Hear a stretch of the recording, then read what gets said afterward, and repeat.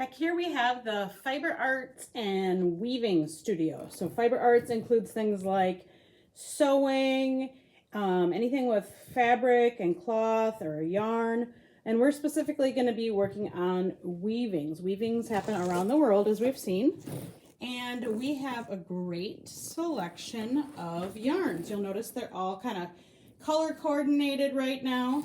And some of them are like in a big ball of yarn, and some of them are smaller ones. And then we've got some weaving needles and some popsicle sticks that you might use. So what you're going to do to start is just pick one color. You can kind of have it in your head what colors you want to use for your whole weaving, but just start with one color. So I'm just going to pick this one to start. So we're going to really want to keep these yarns from getting all tangled up. So the way we'll take care of them is if you get like a big one like this is called a skein, you'll reach into the middle. It's kind of weird, but you reach into the middle and then you'll pull out, I've already done it on this one, you'll pull out the loose end and you'll pull from that end to get your yarn. If it's rolled up into a ball, you'll look for the end, and then when you're done, you actually have to kind of tuck it back in so it doesn't come unraveled. If there's like a smaller piece like this, these are a good amount of yarn, even though it doesn't look very big. See how it's kind of tucked in there? So you'll want to pull that piece out that you want. And you're going to cut not too much, probably the length of your arm, okay? When you're done, wind it back onto the spindle or whatever it is that it's wound around. This one's a popsicle stick. And just kind of shove it back in there so it doesn't come untangled when it's in the bin. So I'm cutting just about an arm's length of this yarn, and I'll leave a little of a tail there so the next person can see where to pull it from. Okay, and then I'll put this piece back so that other kids can use it if they want to. All right, so there's my first piece of yarn, and here is my loom. Okay, and this one already has a warp on it. A warp are these white strings that go up and down, and they're taped on the back. So I'm going to write my name on the pieces of tape. Okay, so this part's going to be the back. So we'll just call that like the ugly side, that's the back. So I flip it over so the warp is going up and down. And then I'm going to get, this is called my weft.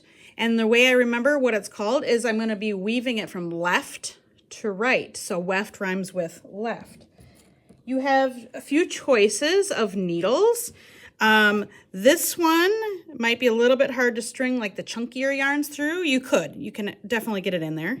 This one might work to string it through, and then you'll just tie it on there. Or a lot of kids like to do this, where you just take your popsicle stick and a little piece of tape, and I just wrap the tape around it. And then it's kind of got like a needle on it, and then I'll cut it off at the end. So to do the weaving, I'm going to do a simple pattern that goes over, under, over, under. So I'm going to zoom in on this so you can see what I'm doing. And what I mean is I'm going to go under the first string, over the second one, under, over, under, over, under. Now I get to pull this through. And I'm going to stop with just a little tail on the end, okay? And it's kind of good to have a little arch when you do it. You don't want to do this too tight. I'll explain that as we go, okay? So now I've got my first row done. Now here's where it gets really tricky. I ended on an under. So I'm going to go back this way now, and I have to start on an over. Okay, so I always have to go opposite and follow the pattern. So under, and now I'm going back this way. I go over, under, over, under, over, under, over. Gently pull it through, not too tight.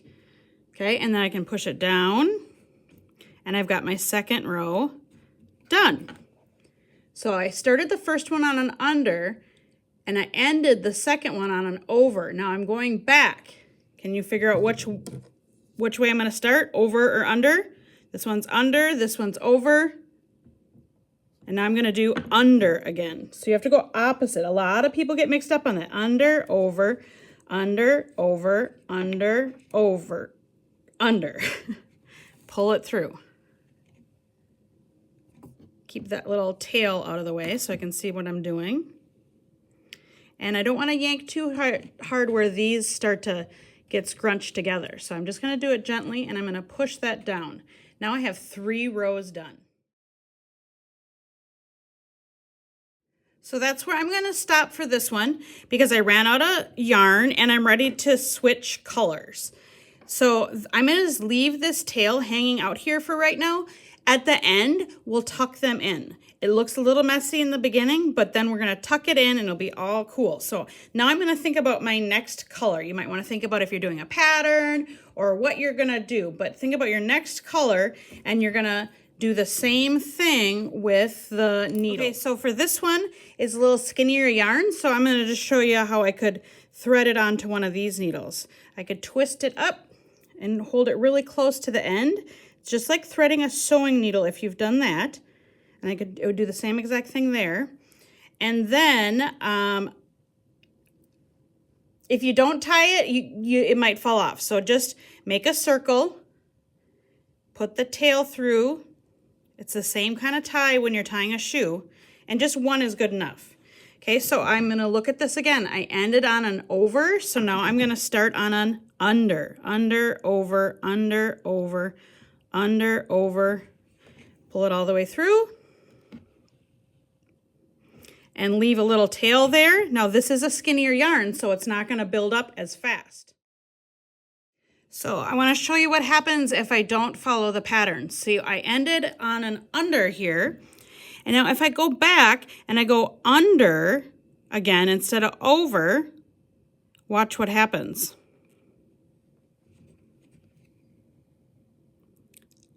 See, it unravels the whole thing. So you really have to follow the pattern. So my last one here is an over. So I'm going to go under, over, under, over, under, over. Pull it through. As you're going, you can smush this down a little bit to make it look nice and tight. That's a personal preference, but you don't want to, like I said, get it so tight that these are bending in. Okay, so I got to check. I ended on an under. Now I'm going to go back and redo what I just unraveled. So I'm going to start on over, under, over, under, over, under.